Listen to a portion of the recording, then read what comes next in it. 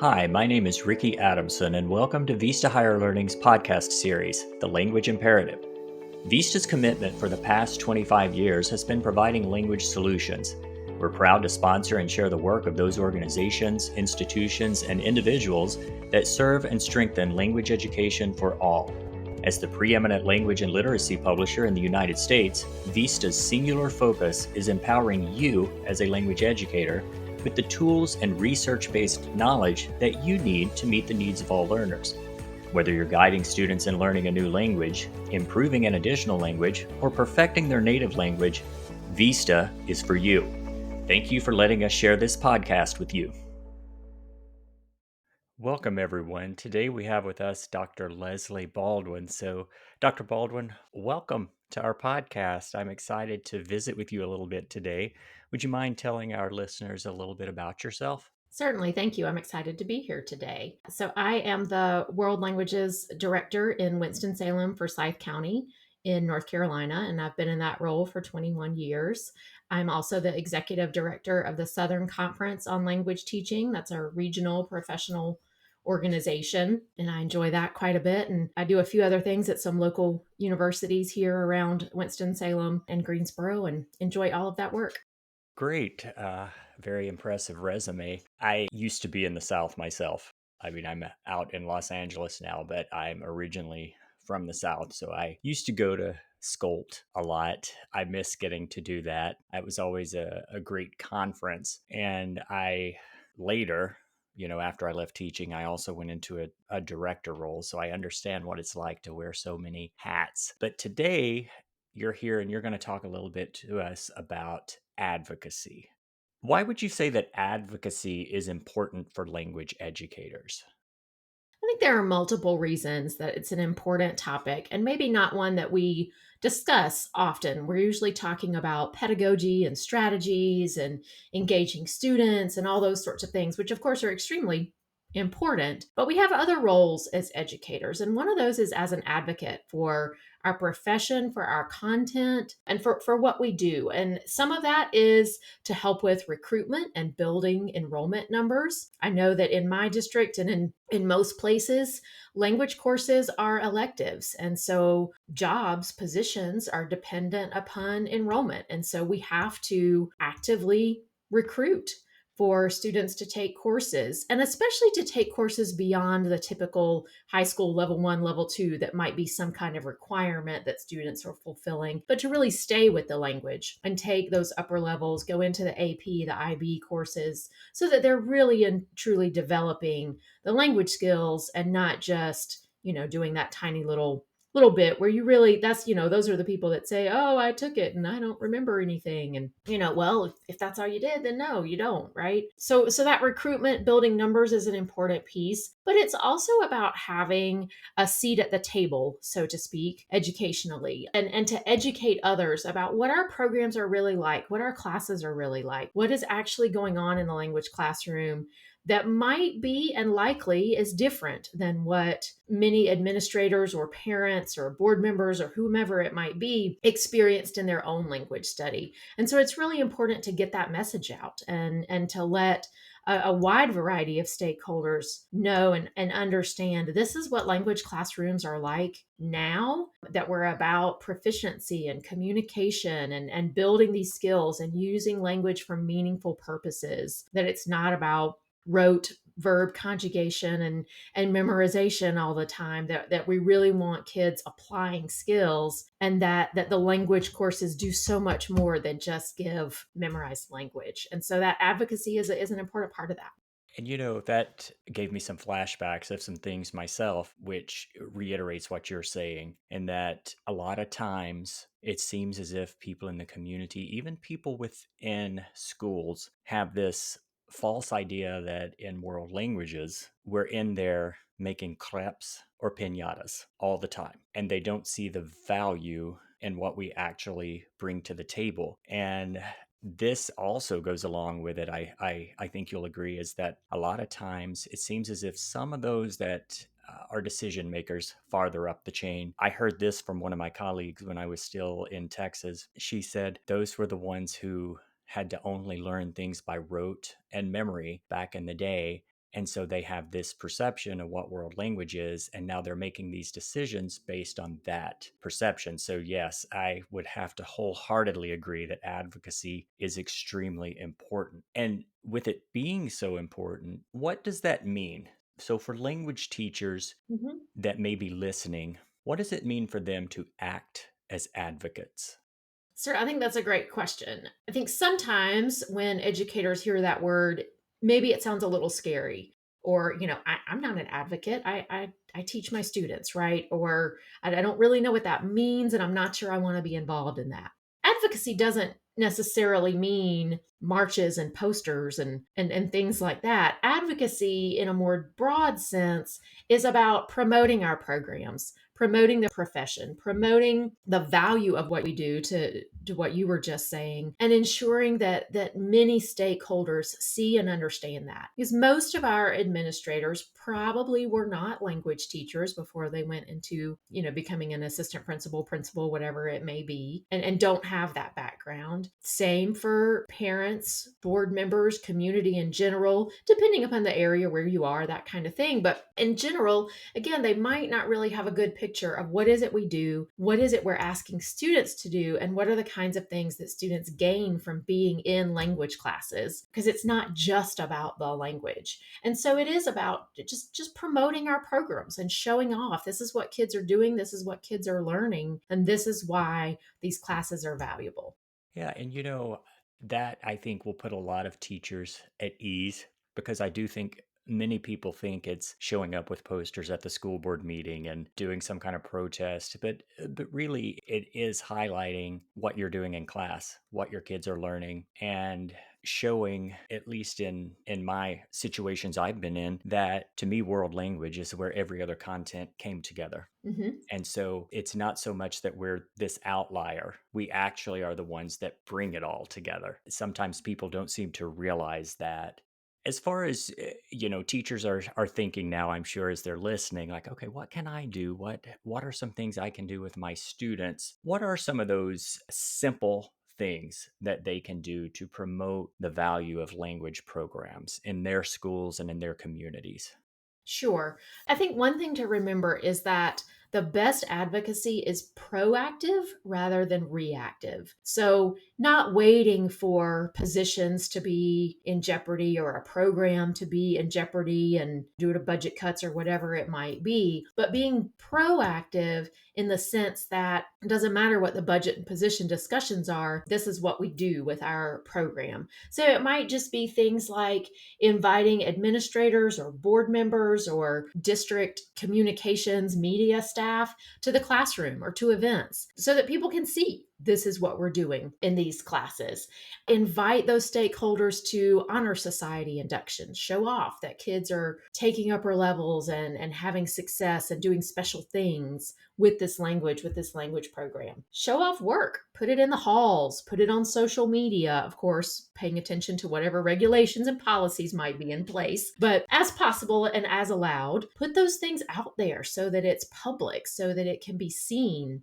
One of our schools has student artwork that mirrors artists from the various cultures along the language hallway. It's very visible, it's very attractive, and it pulls you in and says, hey, this is a cool place to be. These are the kinds of neat things that we do. And student work is constantly displayed on the bulletin boards and in the hallways to see what they're doing. Maybe have events with multiple classes, let's say in the media center. There's a school I work with that does an art unit where they study different artists and all these things and then create their own artwork in those styles. And they end up with this really great exhibition in the media center where the other classes have to come and have conversations with their peers about the artist, what they learned, what they created, all those things. And they have to do all of this in the language. So it's a great incorporation of language, of culture, of all these things. But then when you invite other people to it from outside, they see, oh, wow, these are cool things that our students are doing. You can't just sit there and conjugate verbs to be able to do this kind of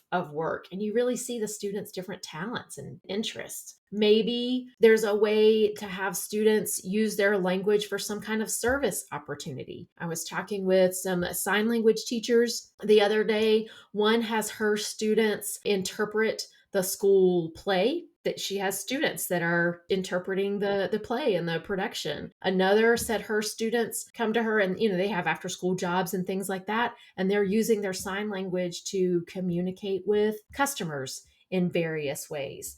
And so she can put that on social media and say, this is what kids are doing. So just any way that you can put it out there and make it public, this is what's happening in our classes. And those are some pretty simple things to do, some of which take a little more time than others. Some of them really don't take much time at all, but you want to make what's happening in your classroom public, visible. If they don't know what's going on in there, then that's when, what you were saying, people make decisions without knowing what's going on and what the class is really like. Yeah, and I really love that idea of sign language students being there at the play and signing. What a great tool. The community is sitting right there watching it. And it also reminds me of that old saying, if they won't come to you, go to them. And that's, in a sense, what we're doing. We're bringing it to them so that they see. For teachers who may be saying, that's all well and good, but my administrator doesn't support me. Would you say that maybe if you have an ally that's a fellow teacher, start there, get that teacher to come observe you, and then get them to also be an advocate, kind of in a domino effect. One leads to the other and so forth.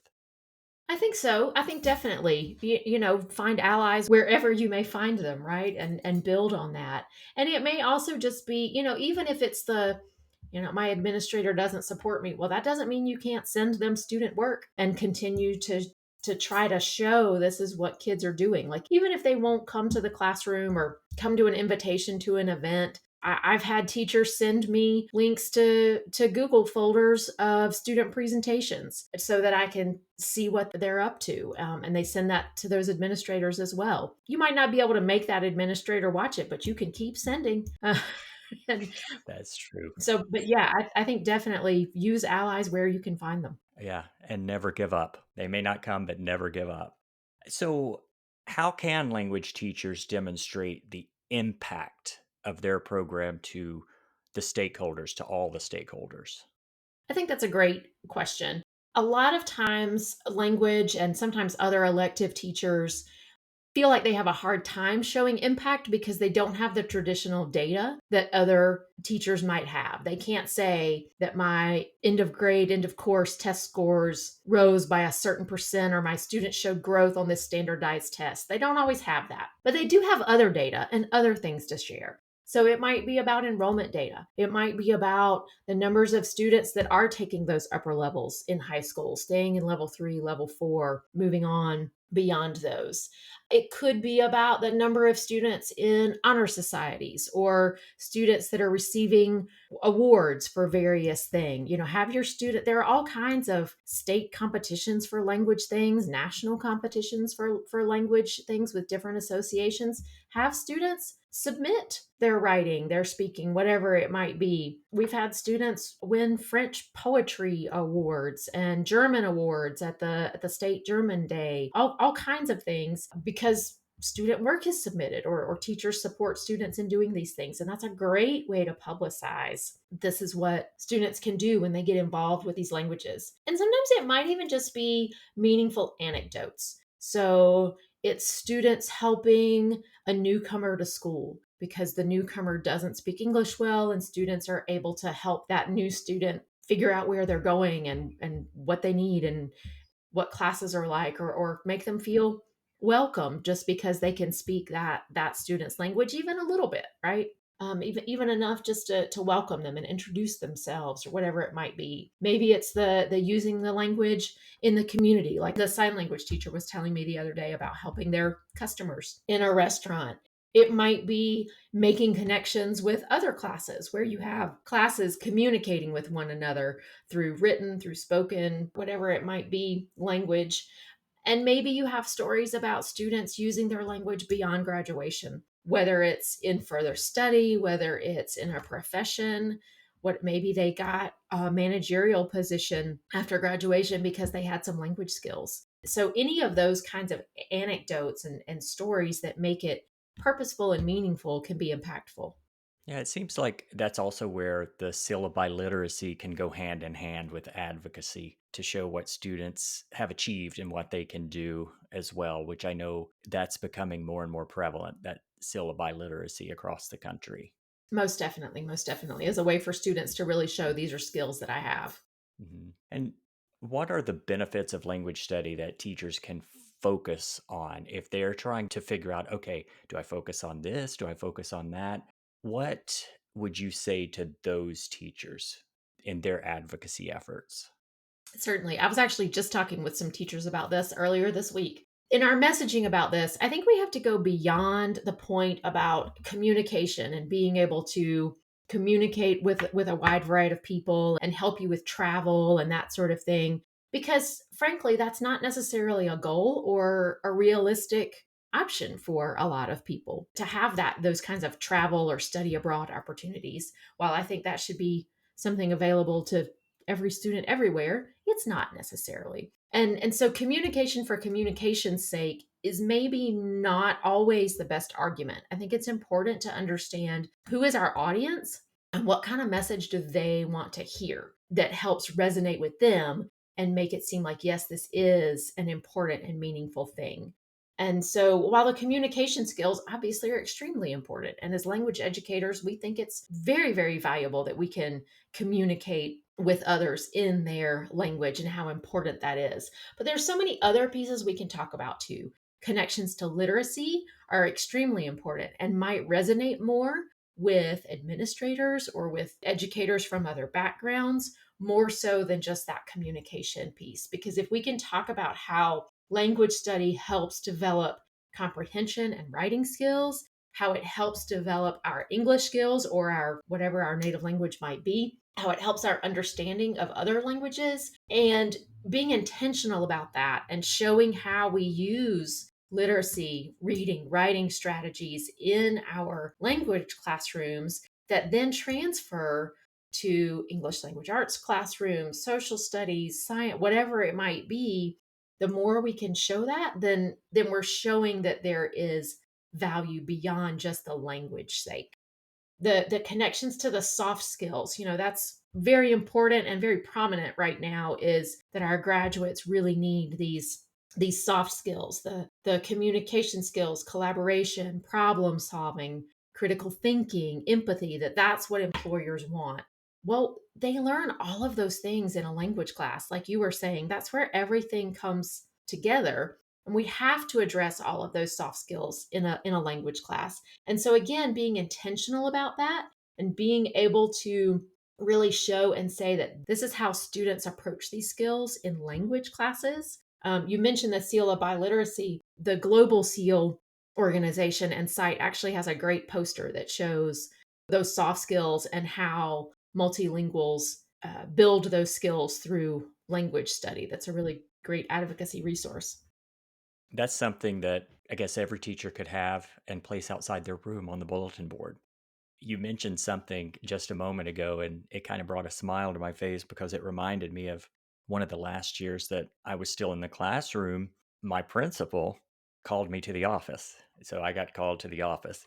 I sat down and she wanted to know explicitly how, in my French classroom, I was helping support the school's literacy goals and math goals. And I was able to show her. I was able to actually give evidence, not just say, well, we do this, we do that, but I actually had evidence of it that I could give to my administrator. And I think that's another, you've touched on that too. And I think back to that and just holding on to those things in those instances when an administrator wants the evidence, you already have it. Even if you have it in a file in your file cabinet, you can pull it out and say, sure, I can show you right now exactly what's going on.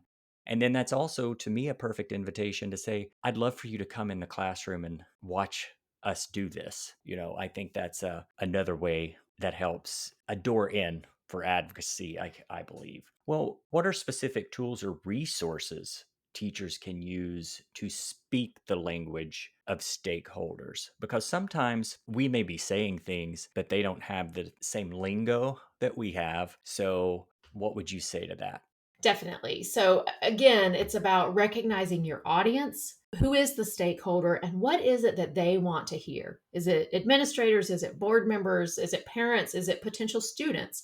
What do they need to hear to understand the value of the program and the classes? And so you can't just use reasons that appeal to you as a language educator, right? There are lots of ones that appeal to me, but you have to think about what that group or that person really wants to hear. Do they want to hear about higher test scores and achievement going up? Do they want to hear about increased enrollment and how that can help with teacher positions? Do they want to hear that it doesn't cost money? there's not there's not money involved. Maybe they want to hear that it's just something engaging and interesting if it's potential students. That long-term goal of how you use language might not be so appealing to a 12-year-old or a 15-year-old. They need a little FOMO, a little fear of missing out. Like, if I don't take this class, all the fun I'm going to miss out on, or exciting things. Maybe it's about a way to earn more money or to get a job after graduation. So you have to think about what message is it, what's going to attract this person or make them understand the value of the program, and then find ways to address those interests. So if it's administrators and your evaluation, or like you were saying, an administrator saying, show me, talk to me about how you do this, or how do you meet these parts of your evaluation instrument? Well, then that's like you said, you need to be ready with evidence of that. So know your evaluation instrument and be able to talk about how you address these things.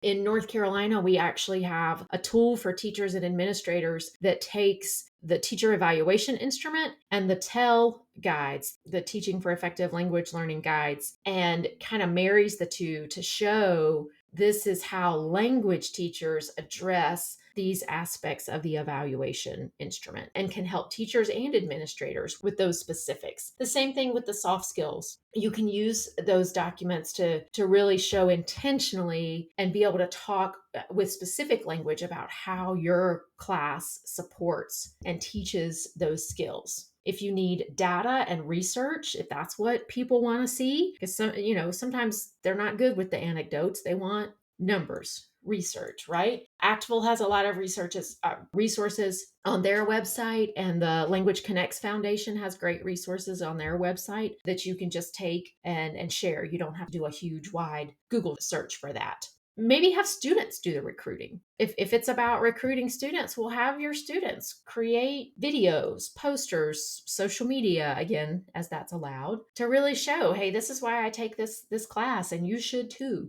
kinds of things. So, any way you can share those messages. Maybe the piece about jobs, that language can be a vehicle for advancement in a wide range of professions, whether it's trade skills or other professions, that having those language skills makes you the candidate that gets chosen over someone who doesn't, or gets you the promotion that someone else doesn't, because you can communicate with a variety of, whether it's other workers or clients and customers, all those sorts of things.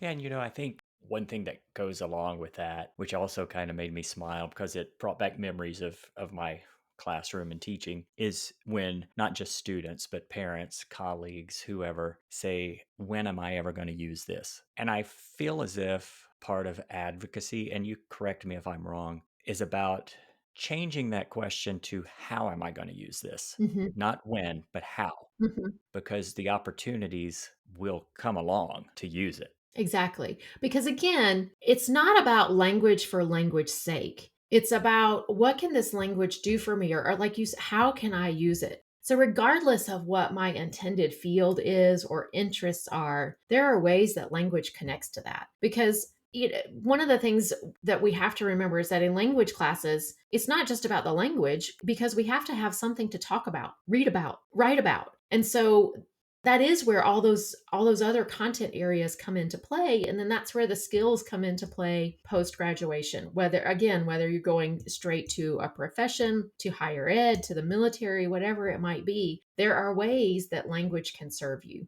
and that you can serve others through that. I remember once a specific time, and I used it in class to really highlight you never know.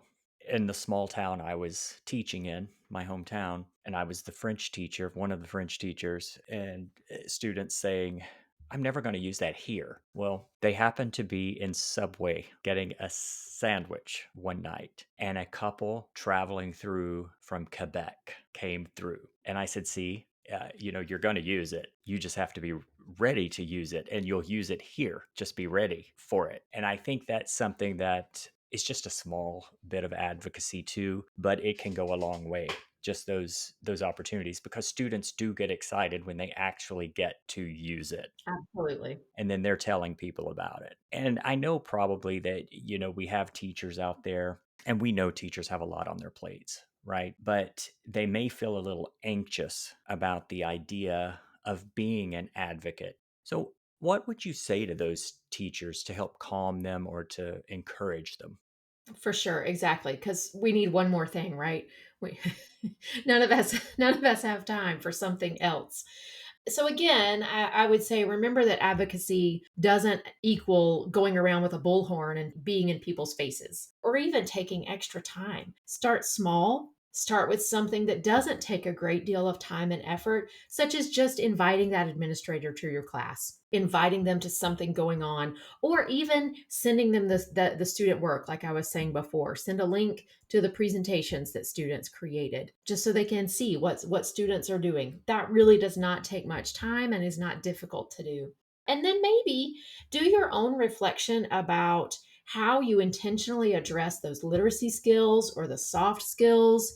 Find some ways to create some talking points about those for your next post observation discussion, maybe, so that you're ready for that conversation. Because again, if it's that proactive piece as opposed to reactive. So if the principal calls me to the office and wants to know how my class is helping to meet those strategic goals for the school, like happened to you, I need to be ready for that conversation. Because if that catches me off guard, that might be a little difficult, right? So I want to be ready for that. And honestly, that doesn't take too long. It really doesn't, but just a few minutes with maybe again your evaluation instrument, or maybe it's the school strategic plan, whatever it might be, where you really can say, here are specific things that we do in my class that helps contribute to literacy skills, that helps contribute to problem solving skills, to critical thinking skills. If my class is 90% plus in the target language, as it should be for both for me and the students, there's a lot of critical thinking going on a lot of the time as students are really trying to apply language, as they're trying to figure out, what is she asking me to do?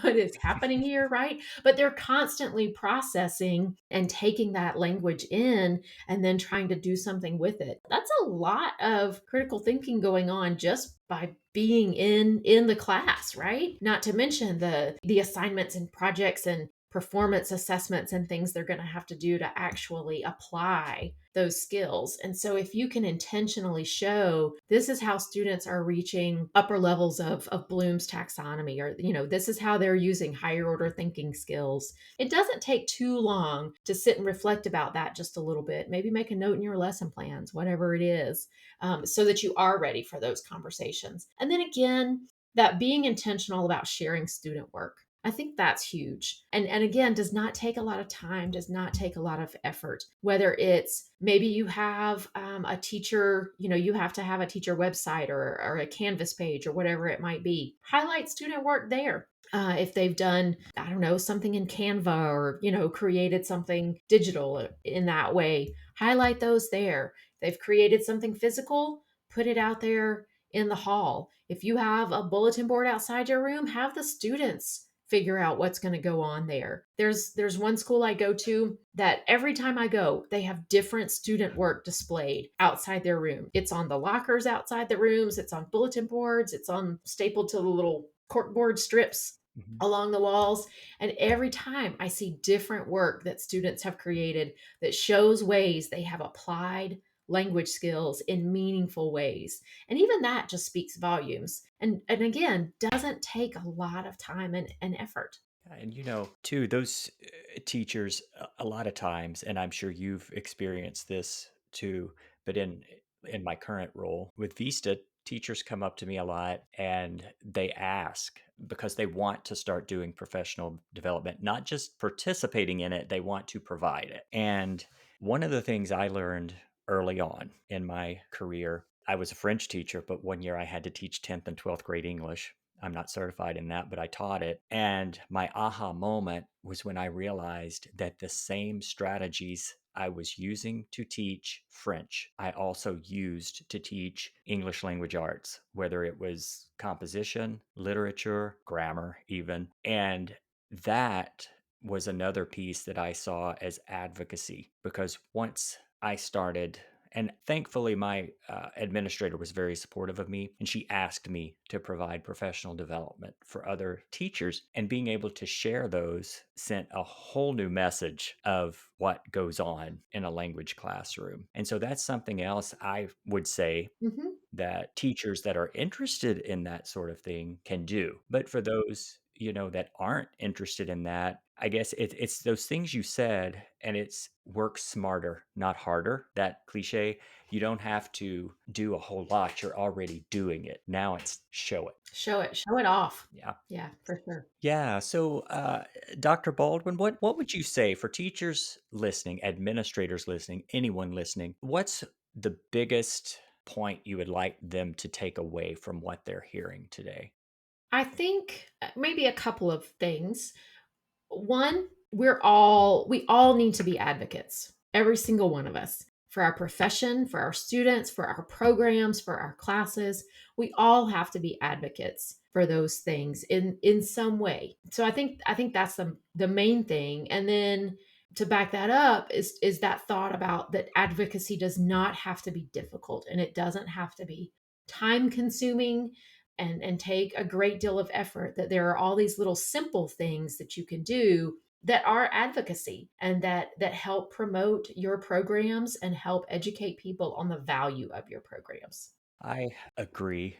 All of the things you've said today really even have me thinking. And, in my role at Vista Higher Learning, I'm still in the field of education. I may not be in a classroom, but ways that I can still be an advocate. And so I would encourage any teachers listening who maybe they're retired or maybe they've moved out of the classroom. There's still a place for you to be able to advocate, as well. So that's been a very inspiring conversation for me today, Dr. Baldwin. I thank you for taking the time today to visit with us, and I look forward in the future to hopefully continuing this conversation. Thank you so much. I've enjoyed being here. Thank you. Thank you so much for listening to this podcast. As an educator, you have the power to reimagine and reshape education. Vista Higher Learning is committed to giving you the best programs, resources, information, and support to ensure that your students succeed in school and in life. We are committed to being your partner in education, and thank you for letting us be there for you and your students. For more information about Vista Solutions for your K-12 classroom, visit vistahigherlearning.com.